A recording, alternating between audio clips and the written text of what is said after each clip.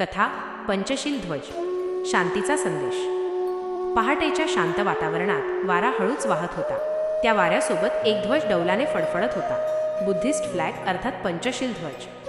हा केवळ कापडाचा तुकडा नाही, तर तो करुणा, शांती आणि सत्याचा जिवंत संदेश आहे। यातील प्रत्येक रंग जीवनाचे एक तत्व सांगतो। निळा रंग असीम शांती आणि करुणा, पिवळा रंग मध्यम मार्ग आणि संयम, लाल रंग त्याग आणि धैर्य, पांढरा रंग पवित्रता आणि निर्मळ मन, केशरी रंग ज्ञान आणि निर्वाणाचा मार्ग। या रंगांप्रमाणेच पंचशील आपल्या जीवनाला योग्य दिशा देतात। अहिंसा, सत्य, संयम, सदाचार आणि जागरूकता।